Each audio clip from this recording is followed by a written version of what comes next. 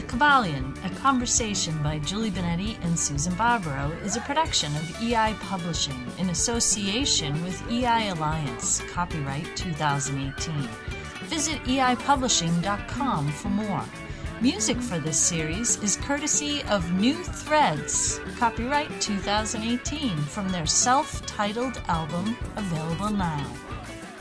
This is Julie Benetti. Hi, and this is Susan Barbaro. And we're trying to regroup back around the Kybalion. If you've listened to a number of our recordings and podcasts that we've had, we looked at the principles of the Kybalion, and now we want to dive in just a little bit deeper and look at the laws of 7, where the 7 principles are, and also look at how the mental states and their opposites are merely 2 poles of one thing. So this came about as we were doing just a general analysis and relating the laws according to the Kybalion, as well as the 7 chakras of the body, 7 notes to music, and the 7 primary colors. 7 colors of the rainbow. So, all the 7s. So that's kind of how we were going with this. You know, it's interesting because you can go from note to note on a piano using the flats or using the sharps to move between the keys, and you can go from one color of the rainbow to another color by mixing. It's interesting because I'm equating that to the quote from the Kybalion that is, and I quote, "True hermetic transmutation is a mental art,"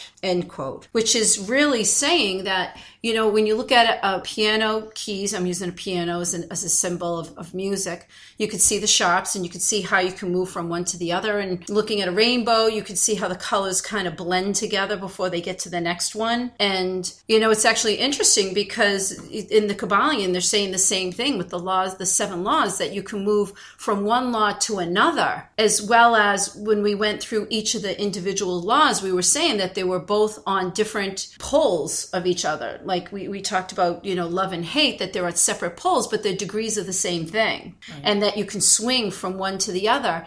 And so if I look at this and I think of the chakras, and I think of, and I use the chakras as the energy in the body, not only can you move from one chakra to this says you can move, let me say it again, as we did it, we went from one extreme to the other, and the chakras, it can be spinning, and I'm using chakra terminology in unison, appropriately, not too slow, not too fast, and then each of your chakras will be in balance, and that's sort of like within each of the laws, you can move back and forth and be in balance, but then also you can go from one law to another. And the master, as they call it, is the one who can incorporate both of those swings and use it for life. Because these are about life principles and about living here. And that's why this is important, not just to hear different things. It's about incorporating this into your own life.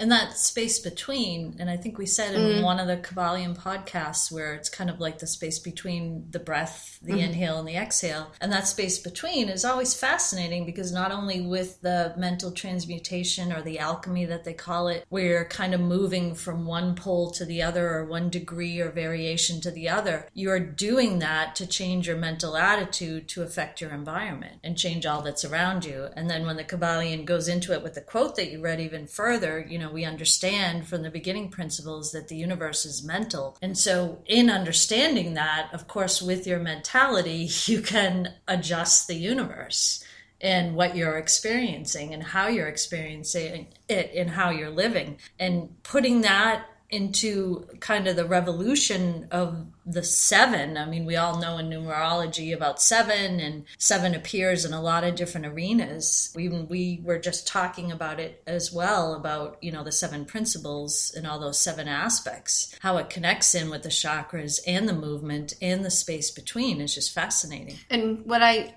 would add to that is that it's interesting because you have the 7, it's almost like the building blocks of anything, the 7 basic notes. Once you're able to move between them and move amongst the scale, then you can create music. When you understand the 7 primary colors, you use them, but then when you're able to move between them, you can create amazing art. And then, if you look at it's kind of fascinating because I'm just kind of getting this. And then if you have the 7 chakras, and if you can move between the chakras, well, then you can create an amazing life. And interactions, sure. There you go. And one of the coolest things is even just mentioning the notes on the scale, even finding your sharps and flats. I mean, you can create incredible music in the space between. So having that awareness, I mean, I always love using examples like music and art because it's something, that's how I learn. You know, I like to see a picture in my mind. It stays with me. I understand the principle of it. But once you understand do, re, mi, fa, sol, la, ti, it's I hate to say it, it's the sound of music. When she's teaching them to sing, it's like, and then they're like, so great, we know this. Now what do we do with it? Well, again, I'm not going to sing to save, spare you. But then she sits there and does that little soliloquy and teaches them that it's how you put the notes together. Right. That you can create amazing things. And I use that because I try to think of life and I try to think of we're here and I try to think this is what it's talking about. And we're doing the same thing. We're creating a life similar to creating a picture or similar to creating a song. And having, number one, having awareness. You can do it. Like if you've never heard a scale, how do you put a song together? I wouldn't even know the first thing about putting music together because I'm not really talented in that. But someone who does, it's almost like the whole world opens up to them. Right. And having that awareness and integrating it into understanding, even if you look at where all the sevens place themselves, so you can integrate that awareness into everything. And the interactions in that space between of, those existences. I mean, now I'm just keep on drilling down.